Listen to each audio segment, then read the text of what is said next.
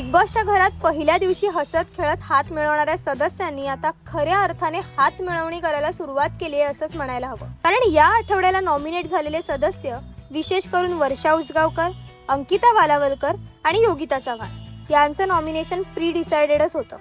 कारण या नॉमिनेशनचा टास्क ग्रुपिझमने खेळला गेला. आपल्याला तर ठाऊकच आहे, बिग बॉस मध्ये दरवर्षी टीम ए आणि टीम बी असे ग्रुप बघायला मिळतात.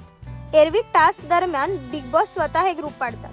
पण आजच्या नॉमिनेशन टास्क मध्ये मात्र ऑलरेडी एक ग्रुप एक्झिस्ट करत होता, ज्याचा लीडर होता अरबाज, त्याची राईट हँड निकी आणि लेफ्ट हँड जान्हवी. आर्याला सहज त्यांनी आपल्या घोळात घेतलंय.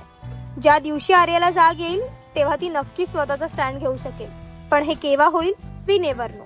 या बाबतीत योगिताचा मुद्दा अगदी व्हॅलिड होता. आर्या आणि जान्हवी निकी आणि अरबाजच्या छत्रछायेखाली सेफ गेम खेळत आहेत. त्यांच्याशी पंगा घेण्याची यांना भीती वाटते.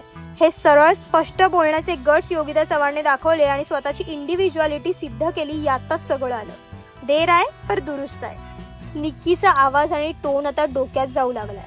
गेम मध्ये स्पोर्टिंग स्पिरिट दाखवण्याऐवजी ती पर्सनल ग्रजेस काढतेय हे सरळ सरळ दिसतंय. तिचं वर्षा उसगावकरांना तोफेच्या तोंडी देताना बिग बॉस मी या काळ्या मनाच्या मॅमना नॉमिनेट करते हे म्हणणं अतिरेक झाल्यासारखं वाटलं. आणि नॉमिनेशन टास्क मध्ये ती ठरवून अंकिता वालावलकरला ट्रिगर करायला बघत होती, मुद्दाम कळी काढत होती. या बाबतीत वर्षा उसगावकरांनी घेतलेला स्ट्रॉंग स्टँड खरंच कमेंडेबल होता. पंढरीनाथ कांबळी त्यावेळी निकीला रोखण्याबद्दल बोलले खरे, पण पाठ वळताच त्यांनी तिने केलेल्या चुकीच्या कृत्यासाठी तिची पाठ पण थोपटली. हे दुटप्पीपणाचं वागणं झालं. एकूणच सूरज चव्हाणला प्रेक्षकांची सगळी सिंपती मिळणार हे पक्क आहे.